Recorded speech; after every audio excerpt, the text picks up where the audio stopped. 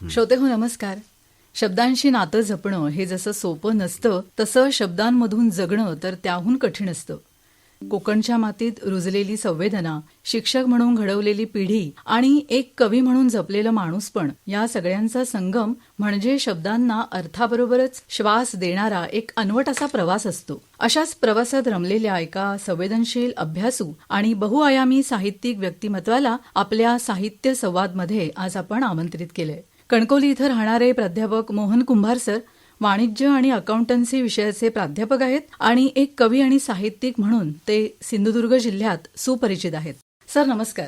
नमस्कार. आमच्या सिंधुदुर्ग नगरी आकाशवाणी केंद्रावर आपलं मनपूर्वक स्वागत आहे. धन्यवाद. सर, आपला शिक्षणाचा आणि अध्यापनाचा प्रवास हा वाणिज्यासारख्या शिस्तबद्ध आणि आकडेमोडीच्या विषयातला आहे. तरीही या अंकांच्या जगातून शब्दांच्या, संवेदनांच्या आणि साहित्याच्या वाटेवर आपण कसे वळलात? भिन्न वाट चोखळावी ही ओढ कशी आणि केव्हा निर्माण झाली? खरं म्हणजे अशी काही माणसाला बंधनं नसतात. त्याने कुठले विषय शिकवावेत किंवा कुठल्या विषयामध्ये अध्यापन करावं हा त्याचा चरितार्थाचा भाग असतो. पण समाजामध्ये वावरत असताना ज्या सामाजिक गोष्टी घडत असतात किंवा आपल्या अवतीभोवती ज्या गोष्टी घडत असतात किंवा माणूस म्हणून आपला जो भवताल आहे या भवतालाशी जोडून घेताना आपल्या ज्या संवेदना असतात किंवा भावना असतात, या भावना व्यक्त करण्यासाठी माणसाला एक कुठलं तरी माध्यम असावं लागतं. अशी अनेक माध्यमं आहेत. मला कविता हे माध्यम निवडावं असं का वाटलं, तर कवितेतून आपण बऱ्याच गोष्टी व्यक्त करू शकतो किंवा व्यक्त होऊ शकतो. आणि कवितेला पैलू असतात. म्हणजेच आपण लिहिलेली कविता दुसऱ्याने जसा अर्थ लावावा तशी तिचा अर्थ लावता येतो. त्यामुळे आपल्या ज्या भावना आहेत त्या वाणिज्यासारख्या विषयामध्ये जरी मी असलो तरी संवेदनशीलपणे आपण त्या मांडण्याचा त्याच्यातून मी प्रयत्न केला होता आणि तो यशस्वी माझ्या मते झाला असं मला वाटतं. सर, आपण कविता लिहायला 1989 साली सुरुवात केली आहे. तर कवितेची आवड निर्माण करणारी नेमकी प्रेरणा अशी काय होती आणि पहिली कविता, तिचा आशय आठवतोय का तुम्हाला? सर्वसाधारणपणे 1989ला मी कविता लिहायला सुरुवात केली आणि खरं म्हणजे कवितेचं बीज जे असतं ते कुठेतरी आपल्या घरात अवतीभोवती असायला पाहिजे असं मला वाटतं. माझी आई ही शेतीत काम करत असताना किंवा भाताची नडणी करत असताना किंवा भात लावणी करत असताना किंवा अन्य वेळी शेतात काम करत असताना ती गाणी गुणगुणायची आणि अशी अनेक माणसं तिच्याबरोबर काम करताना असायची आणि त्यावेळी वेळ जावा म्हणून ती गाणी गुणगुणायची. पण तो एक ऐतिहासिक ठेवा असतो आणि मी हे सगळं बांधावर बसून ऐकायचो. दुसरं म्हणजे ती जात्यावर दळताना सकाळी 5 वाजता जात्यावरच्या ओव्याही चांगल्या खूप छान म्हणायची आणि मी कितीही जरी झोपेत असलो त्यावेळेला तरी उठून मांडीवर येऊन झोपायचो आणि कदाचित हाही एक परिणाम माझ्या मनावर त्यावेळी झाला असेल. कालांतराने मी शिक्षणासाठी गाव सोडला, घर सोडलं आणि शेती, माती किंवा झाडं, डोंगरदऱ्या, गुरंढोरं हे सगळं आपण जवळून बघितलेलं असतं आणि अचानक आपण हे जेव्हा सोडतो तेव्हा आपल्याला असं वाटतं की आपण काहीतरी सोडून आलोय, काहीतरी चुकलेलं आहे आणि आपण चुकीच्या मार्गावर जातो की का, आणि हे एक अस्वस्थता माणसाच्या मनामध्ये निर्माण होते आणि तोच अनुभव मला त्यावेळी आला. आपला संघर्ष सुरू असतो पण तो इतरांना जाणवत नाही. आपण ते विचार करत असतो आणि आईच्या त्या गाण्यांचा एक धागा कुठेतरी माझ्यामध्ये तो रुजलेला असावा आणि म्हणून बाकीची जी माध्यमं होती साहित्यातली तिचा वापर न करता मी कवितेचा केला असेल आणि ते मला योग्य वाटलं असं मला वाटतं. म्हणजे सर, कवितेचे संस्कार हे तुमच्यावर आईने केलेले आहेत असं म्हणायला हरकत नाहीये, असं म्हणता येईल.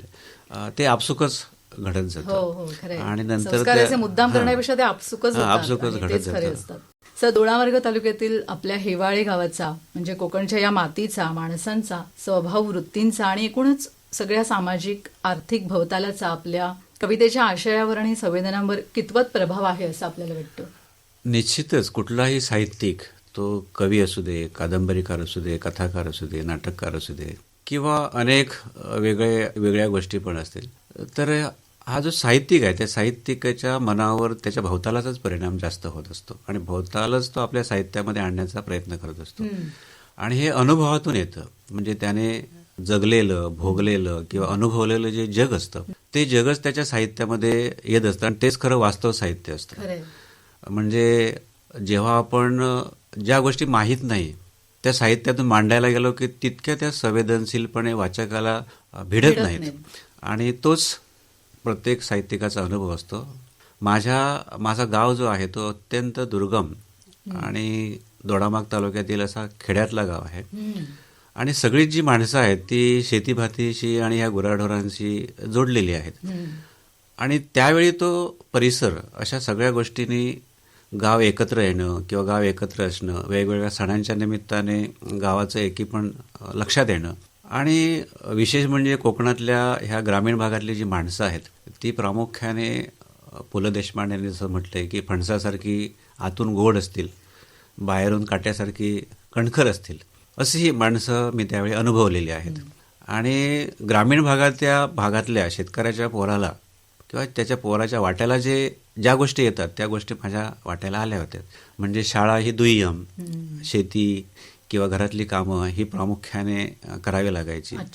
त्यामुळे घरातून सुद्धा शाळेत पाठवताना तो शिकलाच पाहिजे अशा प्रकारचा अट्टाहास कमी असायचा. त्यामुळे आम्ही त्यावेळी किंवा त्या वयातही खूप मोकळेपणाने आम्हाला जगता आलं. आणि त्याचा परिणाम आणि त्या ज्या आठवणी आहेत त्या कुठेतरी साहित्यातून अशा नेहमीच स्फुटकपणे किंवा असा सलगपणे येत राहतात. एकीकडे आपण शिक्षक म्हणून विद्यार्थ्यांशी रोज संवाद साधता सर, आणि दुसरीकडे कवी म्हणून समाजाशीही संवाद साधता. तर या दोन्ही भूमिका एकमेकांना कशा पूरक ठरतात? खरं म्हणजे ह्या गोष्टी अशा असायला पाहिजे. जो माणूस विद्यार्थ्यांशी नेहमी सातत्याने बोलत असतो, संवाद साधत असतो, आणि समाजाचा एक घटक म्हणून सामाजिक जी मूल्ये आहेत किंवा सामाजिक संस्कार आहेत त्या संस्कारांचा एक अभ्यास करून मुलांच्यावर तेही चांगले संस्कार करता येतात किंवा या दोघांचीही सरमिसळ होत नाही कधी. उलट त्या एकमेकाला खूप पूरक ठरणाऱ्या गोष्टी असतात. समाजातून काही गोष्टी आपण मुलांपर्यंत पोहोचवू शकतो जेणेकरून मुलांना ज्या गोष्टींची आवश्यकता असते हे आपल्याला कळतं. किंवा मुलांच्या ज्या काही समस्या असतात त्या आपण समाजापर्यंत पोहोचू शकतो. अशा काही कविताही मी लिहिण्याचा प्रयत्न केलेला आहे, तशा लिहिलेल्या आहेत की नेमके विद्यार्थ्यांना आपण काय देतो, विद्यार्थ्यांना आपण नेमके विद्यार्थी बनवतो, नागरिक बनवतो किंवा सुसंस्कारित माणूस बनवतो. ह्या अशा अनेक गोष्टी ज्या आहेत त्या समाजाकडून आपण घेत असतो. जेव्हा समाजात वावरतो तेव्हा समाज आणि विद्यार्थी ही खरं म्हणजे एकमेकांशी पूरक असणाऱ्याच गोष्टी आहेत आणि त्या शिक्षकाकडे असाव्यात असं मला वाटतं. आणि त्याचा फायदा माझ्याबरोबर विद्यार्थ्यांनाही खूप छान पद्धतीने होतो. काही विद्यार्थी माझ्याकडे बघून लिहायलाही लागलेले आहेत. अशा गोष्टी घडत असतात. खरं तर सर शिक्षक हा खूप महत्वाचा घटक आहे. म्हणजे घरातल्या पालकांबरोबर शिक्षक हा खूप महत्वाचा घटक आहे. आणि ह्याला अनुसरूनच माझा पुढचा तुम्हाला प्रश्न आहे की विद्यार्थ्यांसाठी विविध उपक्रमांचं तुम्ही कायम आयोजन करत असता, तर त्याविषयी आम्हाला सांगा. सुरुवातीपासूनच मी ज्यावेळी शिक्षक म्हणून रुजू झालो, बांदासारख्या एका नवीन भागामध्ये मी महाविद्यालयामध्ये शिक्षक म्हणून नोकरी काही काळ केली. त्यावेळी सुद्धा विद्यार्थ्यांना त्यांच्या जगण्याच्या अनुषंगाने काही गोष्टी किंवा काही स्पर्धा किंवा काही सुसंस्कारांच्या गोष्टी आपल्याला करता येतील का अशाचा मी प्रयत्न करत असायचो. त्यानंतर दुसऱ्या कॉलेजमध्ये जेव्हा मी रुजू झालो तेव्हा तो ग्रामीणच भाग होता. त्या ग्रामीण भागातल्या विद्यार्थ्यांकडे एक चांगली शरीरयष्टी असते, खूप छान पद्धतीची एक मानसिकता असते आणि ही मुलं मोकळी असतात. मग ह्या मोकळ्या मुलांना आपल्याला काही देता येईल का या अनुषंगाने मी वक्तृत्व स्पर्धा असतील, खेळ असतील किंवा प्रश्नमंजुषेसारखे प्रश्न असतील किंवा छोट्या छोट्या कवितांचं लेखन असेल किंवा छोटे छोटे निबंध आणि त्यांचं सादरीकरण, ह्या गोष्टीतून बरेचसे विद्यार्थी अभ्यासाकडे सुद्धा चांगल्या पद्धतीने लक्ष देऊ शकतात आणि मराठी किंवा इंग्रजीसारख्या हिंदीसारख्या विषयामध्ये त्यांना खूप चांगल्या पद्धतीने व्यक्त होता येतं. म्हणून मुलं जितकी मोकळी असतील तितकं त्यांच्या डोक्यामध्ये खूप गोष्टी आपल्याला देऊन त्यांना सुसंस्कारित करता येतं. पण आजच्या ह्या काळामध्ये जर बघितलं तर डिजिटलायझेशन सारखे जे विषय आहेत ते विद्यार्थ्यावर लादू पाहत आहेत आणि त्यामुळे विद्यार्थ्याचं नेमकं त्याला काय करायचं आहे, म्हणजे मला नेमकं काय गाठायचं आहे हे त्याच्या लक्षात येत नाही. आणि आजचा विद्यार्थी फार गोंधळलेला आहे. म्हणजे त्याला ज्या आवडी आहेत, त्याच्या ज्या निवडी आहेत, त्या आवडीनिवडीप्रमाणे त्याला त्याचं क्षेत्र निवडता येत नाही आणि त्यामुळेच आपल्याला या विद्यार्थ्यांमध्ये एक मोठी अस्वस्थता निर्माण होताना दिसते आणि त्यामुळे आपण या मुलांना सुसंस्कारित करण्यामध्ये खूप अडचणी निर्माण होत आहेत. तुम्ही सर आता म्हणालात तसं व्यक्तिमत्वाची जडणघडण ह्या सगळ्या घटकामधूनच होत असते विद्यार्थ्यांची, आणि या डिजिटलायझेशनमुळे कदाचित त्यातले सुप्त गुण बरोबर. त्याला शोधायला मदत होत नसेल, आणि जर शिक्षक करतील तर ते त्यांच्यामध्ये दुरावा निर्माण होत असेल आणि ते कदाचित त्याला तिथपर्यंत पोहोचता येत नसेल. तुम्ही मांडलेला हा मुद्दा सर खूप महत्वाचा आहे. आपला पहिला कविता संग्रह सर, जगण्याची गाथा, या शीर्षकामध्येच एक मोठा अर्थ दडलेला आहे. तर या संग्रहामागची भावना आणि भूमिका थोडक्यात सांगाल? खरं म्हणजे हा जगण्याची गाथा कविता संग्रह 2015 मध्ये प्रकाशित झाला. बरं. मराठीतल्या एका महत्वाच्या प्रकाशनाने तो प्रकाशित केलाय. हां. लोक वाङ्मय गृह नावाच्या प्रकाशनाने प्रकाशित केला. बरं.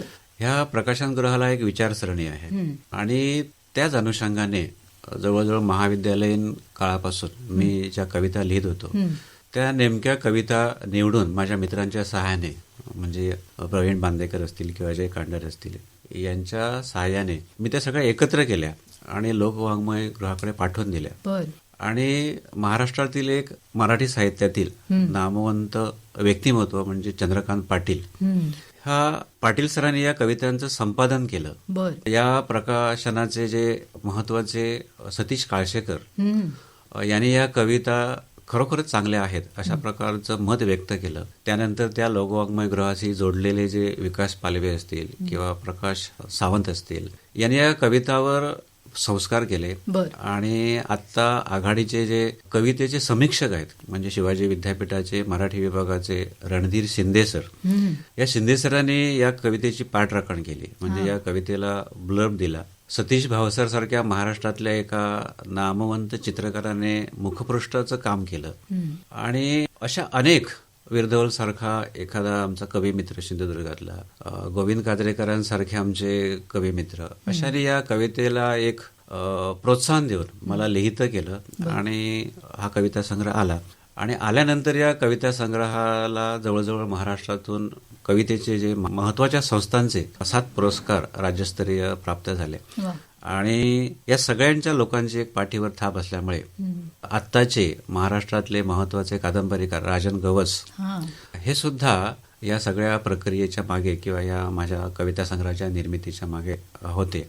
आणि त्यामुळे निश्चितच मला ही महत्वाची गोष्ट वाटते की या महत्वाच्या माणसांच्या मधून मी ही कविता देऊ शकलो वाचकांना, आणि ते मला महत्वाचं वाटतं. सर, त्या संग्रहातली एखादी कविता होऊन जाऊन दे, श्रोत्यांना नक्की आवडेल ऐकायला. एक छोटीशी कविता मी वाचतो. कवितेचं शीर्षक आहे बी. म्हणजे ह्या सगळ्या कविता ज्या आहेत त्या मी माझ्या अवतीभोवतीचा जो परिसर आहे किंवा आपण ज्याला भोवताल म्हणतो, या भोवतालाच्या अनुषंगानेच आपल्यामध्ये जी अस्वस्थता निर्माण होते, या अस्वस्थतेतूनच कधी कधी आपल्याला आपल्यामध्येच प्रेरणा निर्माण करावी लागते, या अनुषंगाची एक कविता आहे. कवितेचं शीर्षक आहे बी. विचारांच्या पलीकडेही सापडत जातात वाटा, विचारांच्या पलीकडेही सापडत जातात वाटा, मी होतो दगड धोंडा ओहोळ नदी समुद्र पाऊस धुक मी बनतो आकाश.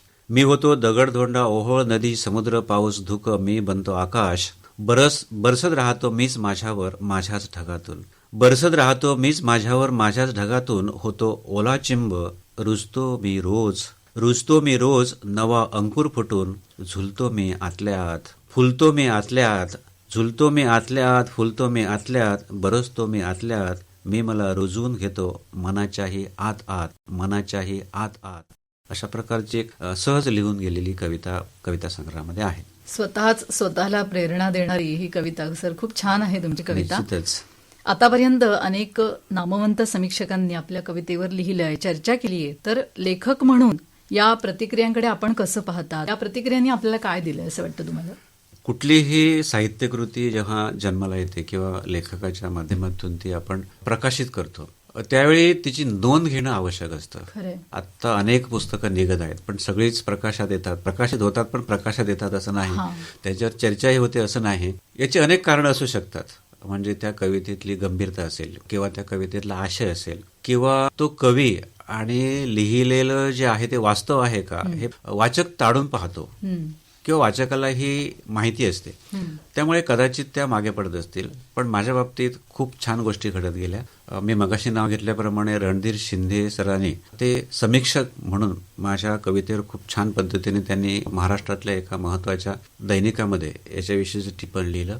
त्यानंतर डॉक्टर अंजली कुलकर्णी ह्या सुद्धा महाराष्ट्रातल्या विविध पुस्तकांचं समीक्षण करतात. बर. तरी एका वृत्तपत्रामध्ये माझ्या या कविता संग्रहाचं समीक्षण लिहिलं. म्हणजे असे प्रसिद्ध समीक्षक आहेत, त्या समीक्षकांनी नोंद घेतलेली आहे. आणि बऱ्याचशा नियतकालिकामध्ये, बऱ्याचशा वृत्तपत्रामध्ये, गोव्यापासून संपूर्ण महाराष्ट्रात अशी जवळजवळ 10-12 दैनिकी आणि वृत्तपत्रांनी या माझ्या कवितेची नोंद घेतल्यामुळे खूप छान पद्धतीने माझी कविता पोचली असं मला वाटतं.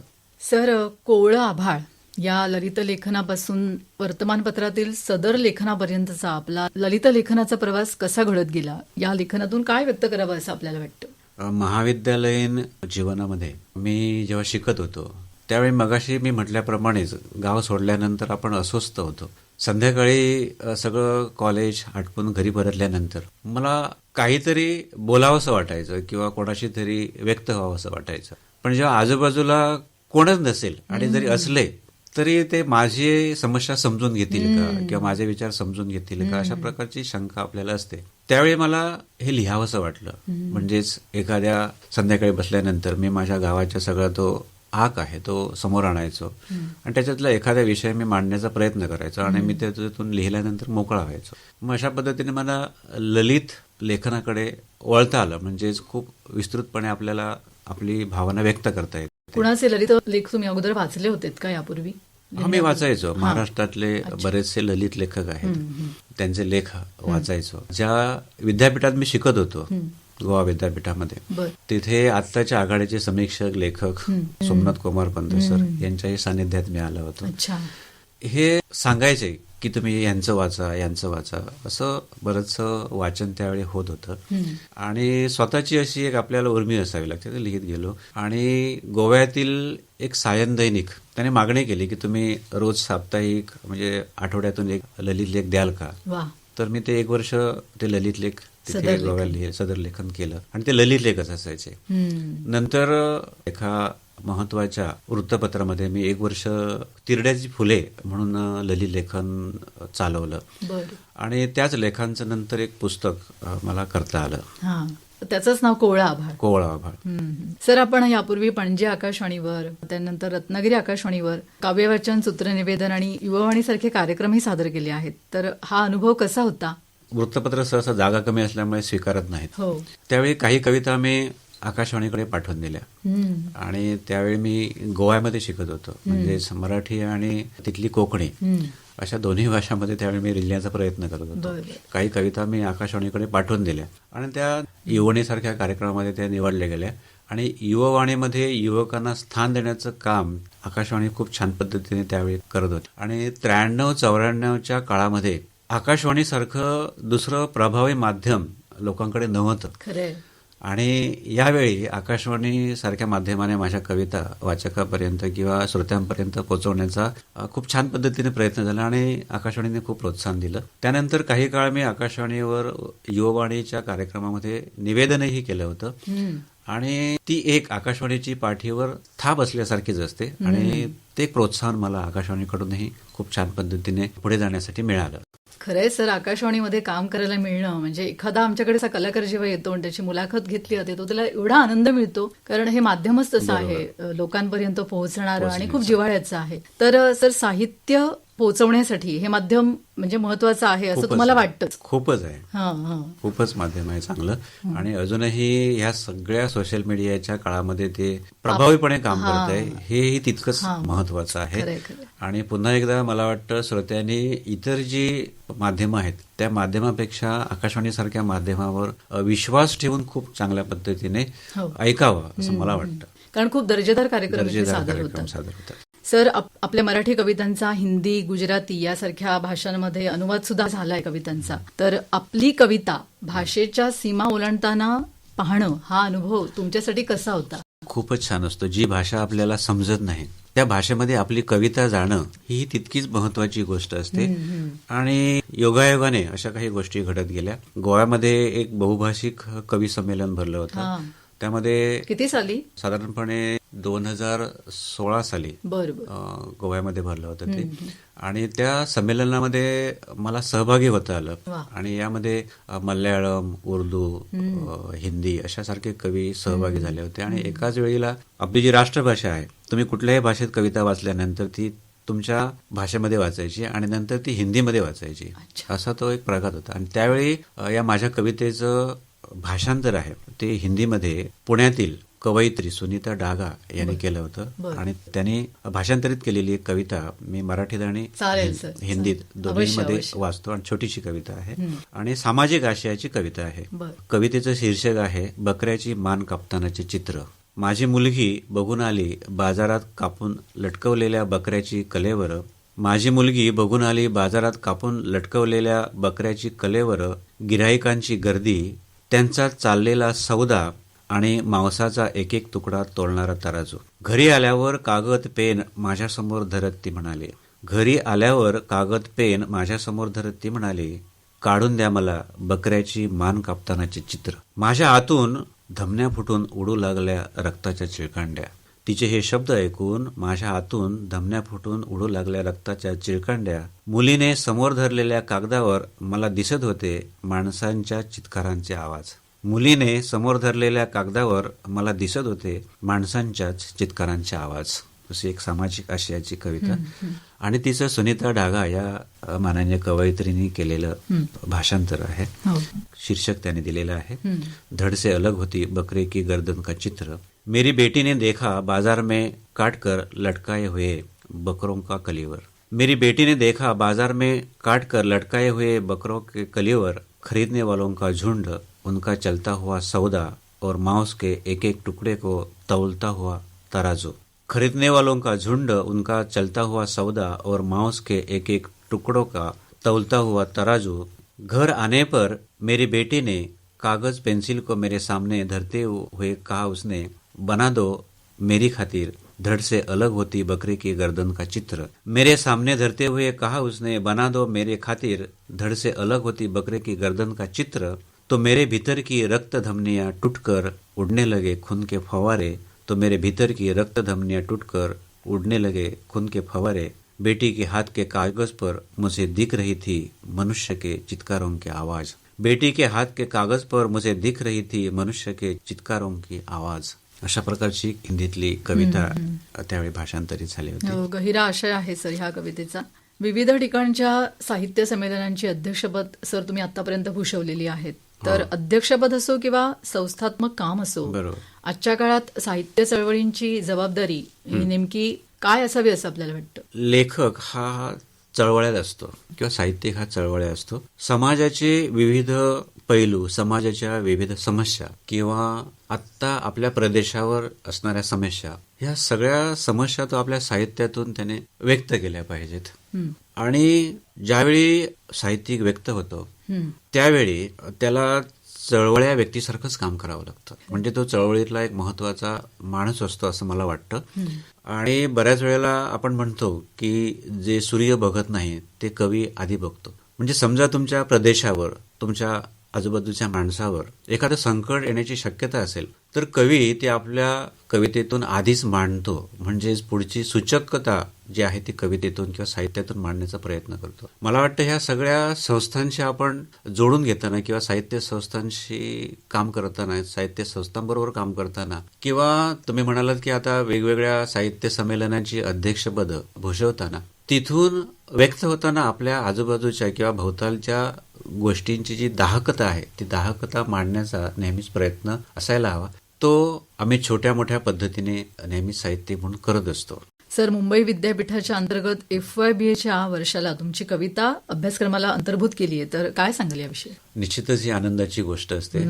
कवी लिहित जातो, ते प्रसिद्ध होत जातं, वाचक वाचत जातात. पण आपण लिहिलेलं कुठल्या तरी एखाद्या अभ्यासक्रमामध्ये त्याचा समावेश होऊन ते विद्यार्थ्यांनी शिकावं इथपर्यंतची जी आपली वाट असते ती खूपच महत्वाची असते.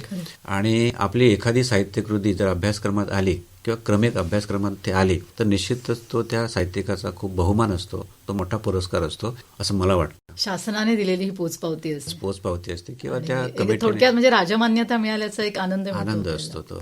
आगामी काळात प्रकाशनाच्या प्रतीक्षेत असलेल्या आपल्या नव्या कविता आणि ललित लेखसंग्रहाविषयी काय सांगाल? एक कविता संग्रह माझा तयार आहे, बर. प्रकाशनाच्या वाटेवर आहे. अच्छा. आणि ललित लेखांचं एकत्रीकरण करून त्यांचंही एक पुस्तक करण्याच्या तयारीत आणि प्रयत्नातही आहेत. काही मालवणीमध्ये लिहिलेले ललित लेखही त्याच्यामध्ये समाविष्ट होतील. वा. अशा प्रकारची पुढची जी माझी 2 पुस्तकं आहेत ती होतील. म्हणजे वाचक वाट बघतायत, त्यांची इच्छा लवकरच पूर्ण होणार आहे. कदाचित वाट बघत असतील. सर, अनेक जण लिहिते आहेत आत्ताच्या काळामध्ये, अनेकांना लिहायची इच्छा आहे. तर आज लिहू पाहणाऱ्या तरुण कवी लेखकांनी लेखन करताना कोणत्या गोष्टी जपाव्यात असं वाटतं? आपण काय सल्ला द्याल त्यांना? खरं म्हणजे आधी आपण खूप छान पद्धतीने दुसऱ्याचं ऐकलं पाहिजे. दुसरं म्हणजे आपल्या भोवतालाचा थोडासा आपल्याला संवेदनशील पद्धतीने अभ्यास करता आला पाहिजे. जे चांगलं आहे त्याचं आपल्याला एक मांडणी करता आली पाहिजे, आपल्याला त्या दृष्टीतून बघता आलं पाहिजे. दुसरं म्हणजे आपण जर लिहिण्याच्या शक्यतेकडे जाणार असो, मग ही एक उर्मी असते, तो व्यवसाय नाही. खरंय. मग तुम्हाला आतून वाटलं पाहिजे की मला याच्यावर लिहिलं पाहिजे, तर तुम्हाला त्या पद्धतीचं वाचन केलं पाहिजे. आजच्या आघाडीचे जे साहित्यिक आहेत किंवा पूर्वी खूप जणांनी खूप सगळे आशय आणि सगळ्या पद्धतीचं लेखन केलेलं आहे, ते तुम्हाला खूप वाचावं लागतं. आणि ज्याला आपण म्हणतो की हाताला मिळालं की ते पुस्तक खाणं, म्हणजे खूप आत जाऊन ते वाचन करणं आजच्या पिढीला खूप गरजेचं आहे. आणि आजची पिढी वाचनापासून खूप लांब गेलेली आहे आणि व्यक्त होताना तिला अडचणी येत आहेत. ते अडचणी दूर करून जर तुम्हाला लिहायचं असेल किंवा लिहिलेलं खूप छान पद्धतीनं तुम्हाला पोचवायचं असेल तर तुमचं वाचन असायला हवं. आजूबाजूच्या जगाकडे तुम्हाला सजगपणे पाहता आलं पाहिजे. सगळ्यात गोष्ट म्हणजे आपल्याला आपण जे मांडतो त्याची एक भूमिका आपल्याला घ्यावी लागते. आणि आपली जगण्याची काही तत्व आहेत, ती तत्व आणि त्या तत्वांना कुठेही बाधा येऊ न देता माणूसपणाचं जे जगणं आहे ते माणूसपणाचं जगणं आपल्याला आपल्या साहित्यातून मांडता आलं पाहिजे. आणि तरच खऱ्या अर्थाने तुम्ही आजच्या काळामध्ये या साहित्यामध्ये टिकू शकाल. सर, तुम्ही खूप छान सांगितलं, कारण शब्दांचा संग्रह असेल तरच आपण योग्य व्यक्तीपर्यंत योग्य भावनेने पोहोचू शकतो. श्रोते हो, शब्द म्हणजे केवळ अभिव्यक्ती नाही, तर तो जगण्याचा समृद्ध असा दस्तावेज असतो. प्राध्यापक मोहन कुंभार सरांशी साधलेल्या या संवादातून एक शिक्षक म्हणून आयुष्याला दिशा देऊन घडवलेली पिढी आणि कवी लेखक म्हणून जपलेली मूल्य याचाच प्रत्यय आपल्याला सुद्धा आला असेल. माणूसपण, संवेदना आणि सामाजिक जाणीवा जिथं जिवंत असतात तिथं शब्दांबरोबरचा प्रवास हा निरंतर चालूच राहतो, कारण जगण्याची गाथा ही अजूनही लिहिली जातीये. सर, आज आपण आपला वेळ देऊन आमच्या श्रोत्यांशी मनमोकळा, सहज सुंदर असा संवाद साधलात. त्यासाठी आमच्या आकाशवाणी सिंधुदुर्ग नगरी केंद्रातर्फे आणि सर्व श्रोत्यांतर्फे आपले मनःपूर्वक आभार आणि आपल्या भविष्यातील साहित्यिक वाटचालीला हार्दिक शुभेच्छा. मीही आकाशवाणीला धन्यवाद देईन. मला इथे व्यक्त होण्याची मुलाखतीच्या माध्यमातून संधी दिल्याबद्दल आणि आपण छान पद्धतीने मुलाखत घेतल्याबद्दल आपलेही धन्यवाद.